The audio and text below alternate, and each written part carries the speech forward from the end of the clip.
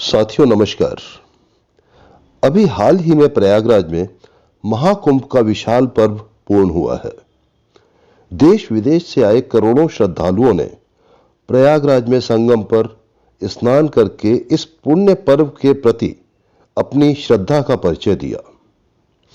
संगम वह स्थान है जहां उत्तर भारत की दो प्रमुख नदियां गंगा व यमुना आकर मिलती हैं।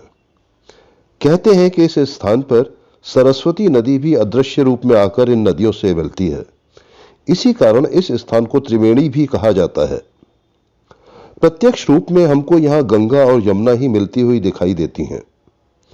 ये दोनों ही नदियां भारत के उत्तराखंड राज्य में हिमालय की तलहटी से निकलती हैं। इनका उद्गम स्थल एक ही क्षेत्र होने के बावजूद जब यह संगम पर आकर मिलती हैं तो दिखाई देता है कि गंगा नदी का जल साफ व उजले रंग का है और यमुना नदी का जल मटमैला और कुछ काले रंग का प्रतीत होता है। दोनों नदियों के जल में इतना फर्क क्यों है? क्या आपने कभी इसका कारण जानने का प्रयास किया है? हमारी आज की वीडियो में आपको इस बारे में बताने का मैंने प्रयास किया है। वीडियो को अंत तक अवश्य देखें। मेरा विश्वास है आपको यह जानकारी अवश्य ज्ञानवर्धक लगेगी। तो आइए आरंभ करते हैं इन नदियों के उद्गम स्थल से। गंगा नदी उत्तराखंड जिले के गढ़वाल क्षेत्र में हिमालय के गौमुख नामक स्थान पर गंगोत्री नामक ग्लेशियर से निकलती है, जहां इसका नाम भागीरथी है। उत्तराखंड में ही सतोपंत और भागीरथ ग्लेशियरों के संगम से अलकनंदा नदी निकलती है, जो गंगा नदी की एक प्रमुख सहायक नदी है।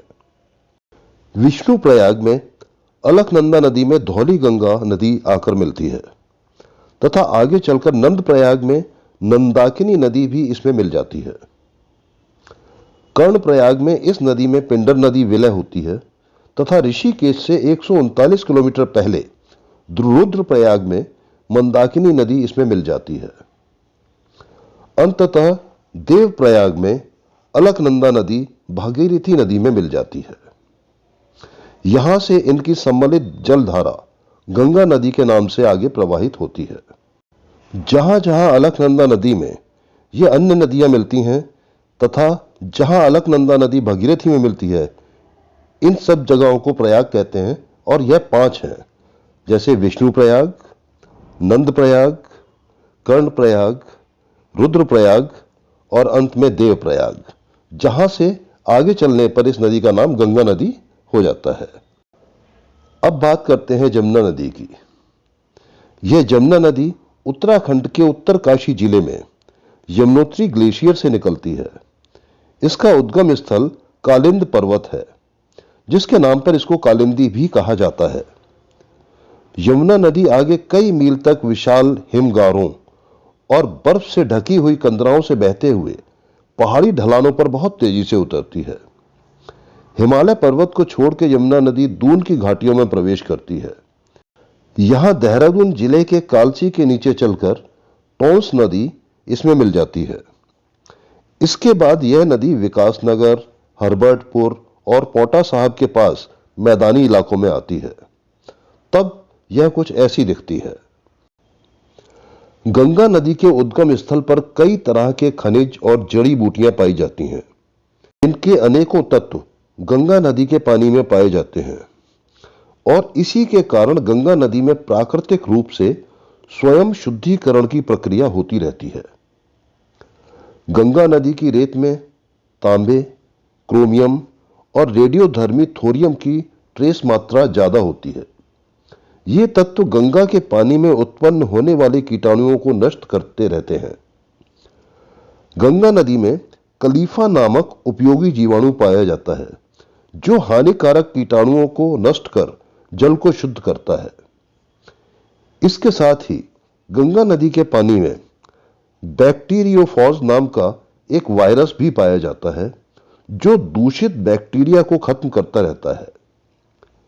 गंगा नदी के जल में सल्फर की मात्रा ज्यादा होती है, जो इसे लंबे समय तक खराब नहीं होने देती। इसी कारण गंगा जल से स्नान करना व गंगा जल का सेवन करना अनेक रोगों से मुक्ति दिलाता है। इसके विपरीत यमुना नदी के पानी में ऐसी कोई विशेषता नहीं है। हरियाणा के यमुनानगर तक तो यमुना नदी का पानी साफ होता है, लेकिन उसके बाद यमुनानगर के हथनी कुंड बैराज से यमुना का अधिकांशतः पानी पूर्वी यमुना नहर और पश्चिमी यमुना नहर में बांट दिया जाता है। पूर्वी यमुना नहर उत्तर प्रदेश तथा पश्चिमी यमुना नहर हरियाणा को सिंचाई के लिए पानी पहुंचाती हैं। इससे आगे मुख्य यमुना नदी केवल नाम मात्र के लिए एक पतली सी जलधारा के रूप में आगे बढ़ती है। इससे आगे यमुना नदी में आसपास के औद्योगिक नगरों की फैक्ट्रियों से निकला हुआ वेस्ट वाटर और अनेकों नाले आकर इसमें मिलते हैं, जिससे इस नदी में अनेकों विषाक्त व हानिकारक तत्व सम्मिलित होते जाते हैं। दिल्ली में वजीराबाद बैराज में भी जो थोड़ा बहुत पानी यमुना में दिखाई देता है, उसमें कुछ तो पानीपत की कपड़ा फैक्ट्रियों का वेस्ट वाटर होता है और कुछ यमुना का ही साफ पानी दिल्ली से थोड़ा पहले मुनाल कैनाल से फिर से यमुना में डाला जाता है। हालांकि इस समय यमुना के पानी के स्तर को सुधारने के बारे में हरियाणा सरकार, दिल्ली सरकार व उत्तर प्रदेश सरकार मिलकर कुछ ऐसी ठोस योजनाएं बना रही हैं जिससे उत्तर भारत की इस प्रमुख नदी का पुनरुत्थान हो सके। दिल्ली, मथुरा, आगरा होते हुए यमुना नदी आगे बढ़ती है। आगरा से कुछ आगे चलकर इसमें चंबल नदी विलय हो जाती है, जो कि अपने साथ बनास नदी और काली सिंध को भी अपने में समाहित करके ला रही होती है। उससे आगे सिंध नदी, फिर बेतवा नदी और फिर केन नदी, ये भी इसी जलधारा में विलय हो जाती हैं। आगे चलकर प्रयागराज में संगम पर यह नदी गंगा नदी में विलय हो जाती है।